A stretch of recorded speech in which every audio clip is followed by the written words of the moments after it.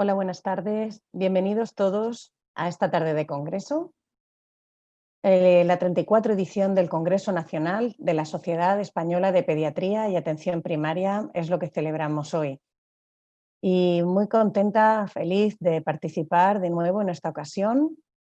Esta vez es una ocasión especial, es una versión virtual, dadas las circunstancias actuales que todos bien conocemos.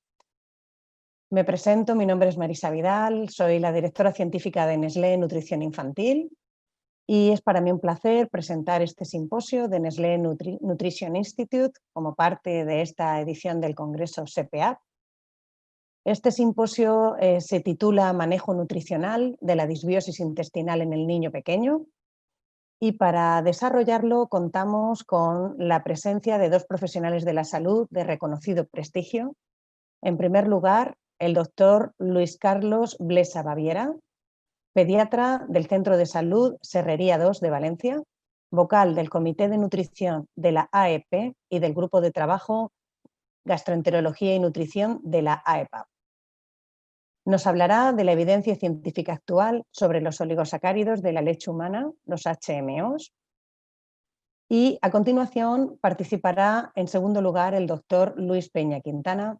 catedrático de Pediatría de la Universidad de Las Palmas de Gran Canaria, jefe de sección de Gastroenterología, Hepatología y Nutrición Pediátrica del Hospital Universitario Materno Infantil de Las Palmas. Es presidente de la Sociedad Canaria de Pediatría de Las Palmas. Su presentación, su ponencia, lleva el título de ¿Qué sabemos sobre el uso de probióticos en pediatría? Y solamente antes de darle la palabra al doctor Blesa, recordarles que pueden hacer sus preguntas en el icono que les aparece en el menú de sus pantallas, que aparece para introducir sus preguntas. Les animamos a hacerlo porque conseguiremos un debate mucho más atractivo para todos y una sesión mucho más enriquecedora. Muchas gracias y sin más cedo la palabra al doctor Luis Blesa. Encantado de estar en esta reunión. Gracias a Nestlé, a la CPAP y a todos vosotros por estar al otro lado de la red en este formato en el que, por las circunstancias de los últimos meses, pues cada vez estamos más acostumbrados y esperemos que os sea lo más ameno posible y lo más instructivo. En primer lugar, bueno, pues de la lactancia materna es el alimento idóneo para el recién nacido y lactante, no solo por su composición nutricional, sino también de sus componentes bioactivos. A diferencia de la leche de otros mamíferos, y como podemos ver en la imagen de la derecha en la tabla, pues la leche materna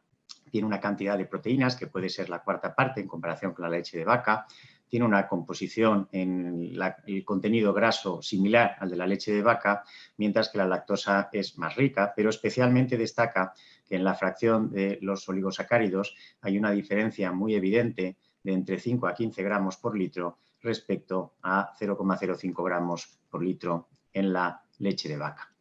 Hay que decir que de esta fracción de oligosacáridos, o HMO, por su acrónimo en inglés, cada mujer tiene un perfil propio de estos oligosacáridos y que va a estar fundamentalmente determinado por factores genéticos. De hecho, en función de ese estado secretor o no, se considera a las madres, se les puede diferenciar como madres secretoras o no secretoras, y viene dado por la capacidad de poder adicionar una fucosa, de transferirla en posición 2, que es lo que se llama FUT2, y por otra parte también en un apartado más o menos similar, en posición 3 de la fucosa, viene determinado añadido a lo que es el grupo sanguíneo Lewis. En función de estas características, las condiciones de cada madre podrá tener un perfil de HMOs distinto de unas a otras. También hay circunstancias hormonales que pueden influenciar en la composición exacta de oligosacáridos en cada leche materna. Cuantitativamente es el tercer mayor componente y, como se puede ver en la imagen de la derecha, pues bueno, el agua representa aproximadamente el 88% de la leche materna, mientras que de los componentes sólidos sí que después de lo que es la lactosa y la grasa, los HMO son ese tercer componente más abundante, en una forma quizás un poco más abundante o por lo menos similar a la parte proteica. Su cantidad es variable, ya hemos dicho que depende en gran medida del estado secretor o no de la madre, de esa capacidad de fucosiltransferasa 2, y que donde es más abundante sobre todo es en la leche calostral. Su composición es muy compleja, es un grupo todavía poco conocido, aunque cada vez se van aumentando los conocimientos sobre sus diferentes componentes, en estos momentos se han identificado más de 200. Y como vamos a ver mejor en la siguiente diapositiva, que lo entenderán mejor, hay diferentes grados de polimerización, de tal forma que puede haber entre 3 a 15 monómeros dentro de estos oligosacáridos. En esta diapositiva, una forma, aunque pueda parecer muy compleja, pero relativamente sencilla, podemos ver que la estructura de los HMO se basa siempre en una molécula de lactosa, que siempre está en su extremo reductor, eso siempre está ahí presente, y a la que por acción de diferentes glicosiltransferasas se van incorporando distintos monosacáridos, uno o varios. Y dentro de estos monosacáridos vemos aquí que hay como 5 diferentes representados de forma gráfica, que son pues, la glucosa, la galactosa, la N-acetilglucosamina, la fucosa o el ácido siálico, también conocido como N-acetilneuramínico. Y, por otra parte, según en la posición terminal, según se sitúe una molécula de ácido siálico o de fucosa, es lo que básicamente proporciona el que no sea digerible por las enzimas digestivas humanas.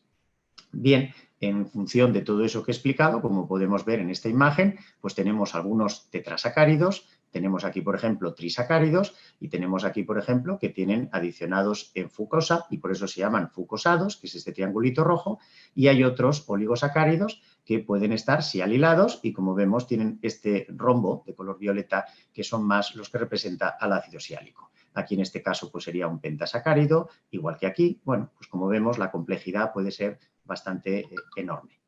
Bien, si vamos desde otro punto de vista, cómo se pueden dividir los oligosacáridos de la leche materna, por un lado podemos diferenciar que sean de cadena corta, siendo los trisacáridos los más sencillos, y si van adicionando progresivamente más monómeros de monosacáridos, que hemos comentado que podrían haber 5, vamos teniendo esos HMO de cadena más larga y siendo los más complejos los que tienen hasta 15 monosacáridos. Por otra parte,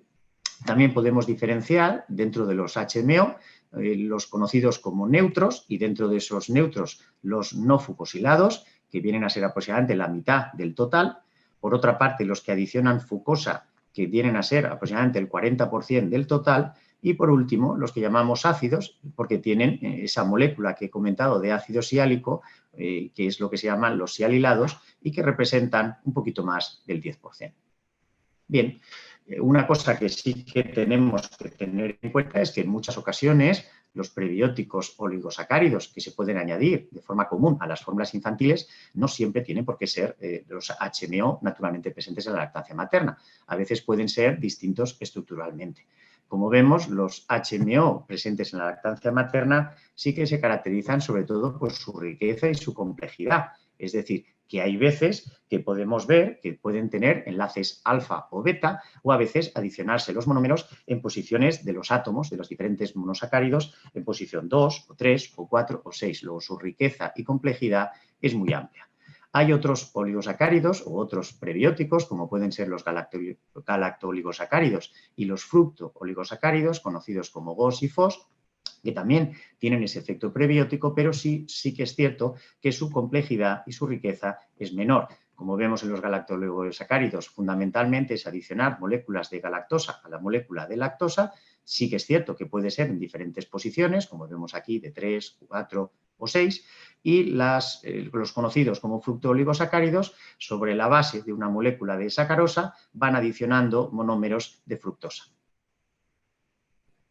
Bien, en esta diapositiva lo que quiero es recordarles otra vez más, insistir en la importancia cuantitativa de los oligosacáridos de la leche materna. Podemos ver cómo son el tercer componente sólido más relevante de la lactancia materna en una cantidad similar o un poquito superior a incluso la parte proteica, y que dentro de los diferentes oligosacáridos, que ya he dicho que hay muchos, identificados más de 200, siempre hay algunos que son más numerosos que otros, de tal forma que el 2-fucosil-lactosa y la lacto-N-neotetraosa vienen a, en teoría, para las madres secretoras, a suponer aproximadamente un 40% del total de los oligosacáridos presentes en la lactancia materna.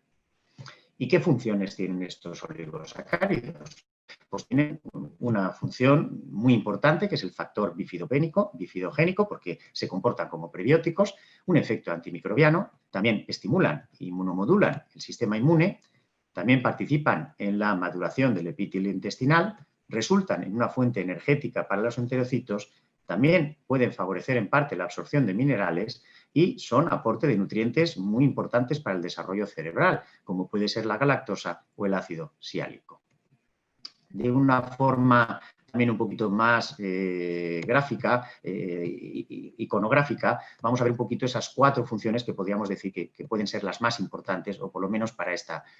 charla. Por un lado, van a ayudar a establecer una flora intestinal protectora, porque tienen una actividad proliferativa que facilita la proliferación de las bifidobacterias, es decir, son bifidogénicos. Por otra parte, van a poder bloquear el efecto dañino de muchos patógenos, pues porque se unen a ellos, porque tienen composición similar a muchas otras moléculas que están presentes en la pared celular de los enterocitos. Por otro lado, van a reforzar la función de barrera del intestino. Se piensa fundamentalmente que por mecanismos epigenéticos. Y, en cuarto lugar, que ya hemos dicho que hay varias funciones más, pero quizás podrían ser las más relevantes para esta charla, por una parte, ayudan a educar el sistema inmunitario en desarrollo, como podemos ver para algunos casos en que pueda haber una tendencia hacia una alergia, hacia una proliferación, a un mayor predominio de la respuesta TH2 del sistema inmune, pueden ayudar a modular esa respuesta TH1 y TH2 y balancearla, o bien favorecer, que veremos que es importante, una respuesta de linfocitos T reguladores. Bien, si pasamos ya a otra parte de este bloque, en el que lo queremos ver es que qué diferencia hay entre esas mujeres que he dicho antes, que son secretoras con 2-fucosilactosa, o esas madres que no tienen esa capacidad genética de producir la 2-fucosilactosa. Pues en este estudio lo que podemos ver es entre madres no secretoras en barras grises y madres secretoras en barras doradas, lo que podemos ver es que los bebés que han sido amamantados con esta leche de madres secretoras, que por lo tanto tienen esa cantidad de 2-fucosilactosa, tenían mayor cantidad de bifidobacterias y de bacteroides, que gráficamente se puede ver aquí. Sin embargo, por el lado contrario, tenían significativamente valores más bajos de bacterias potencialmente patógenas, como podemos ver de Clostridium, de Enterobacterias y de otro tipo de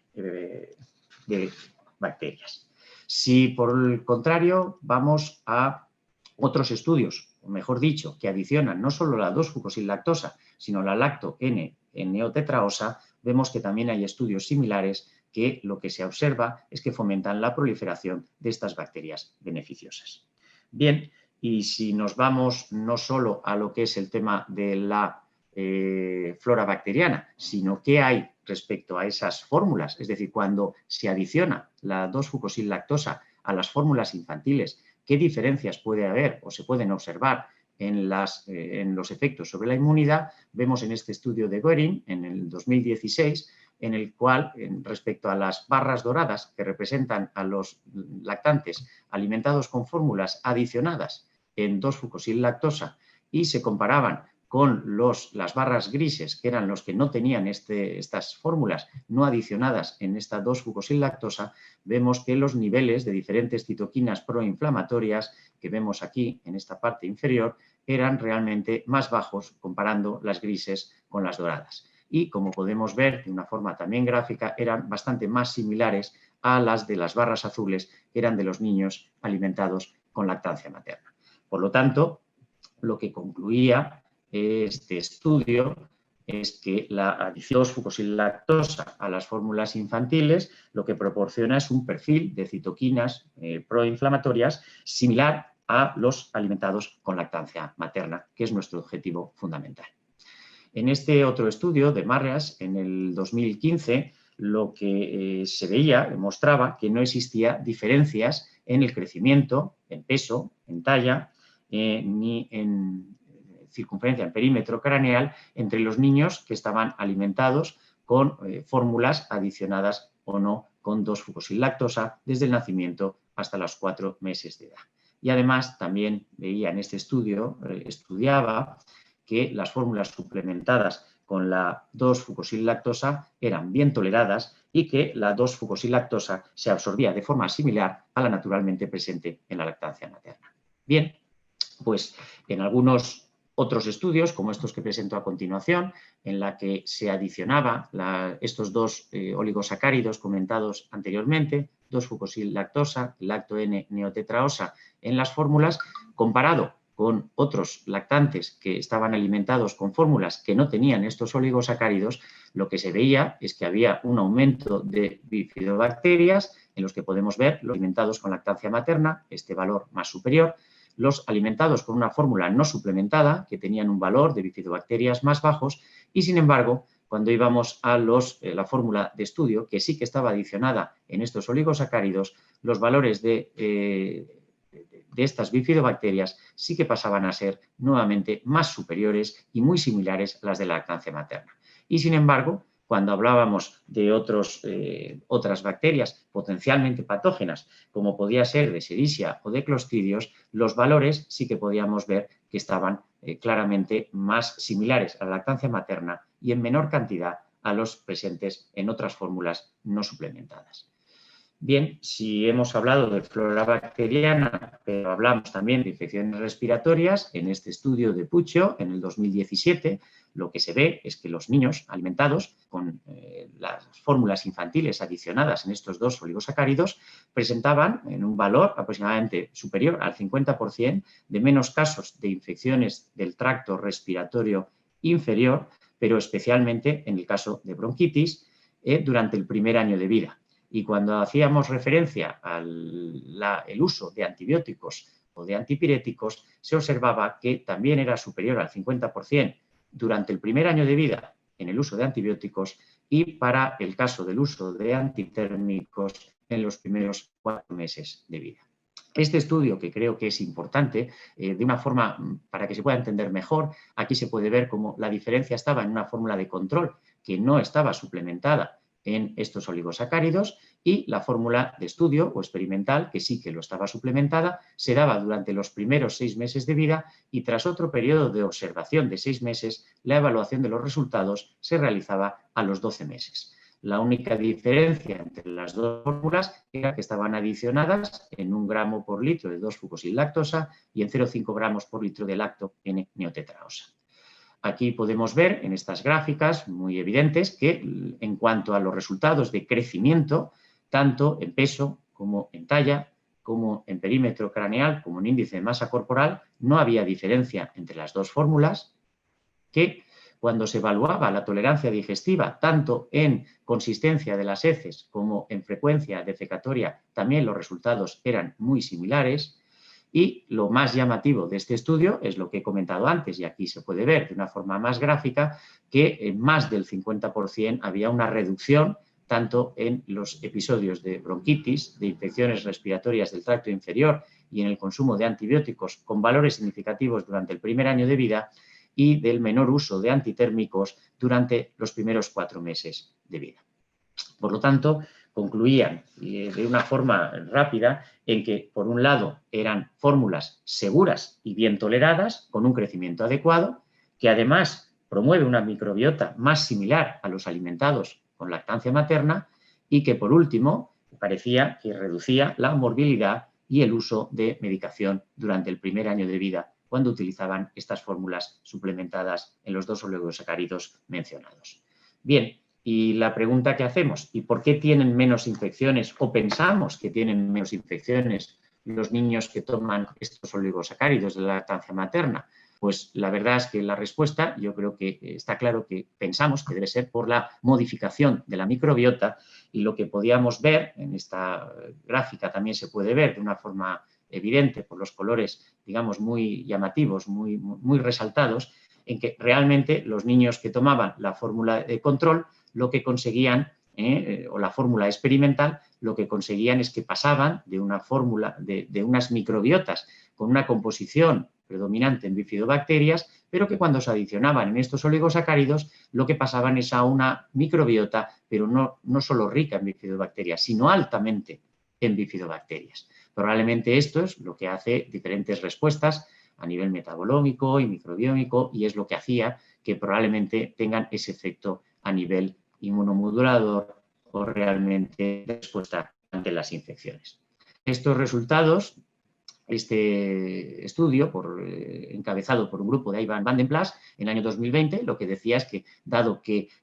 piensan que si la lactancia materna no es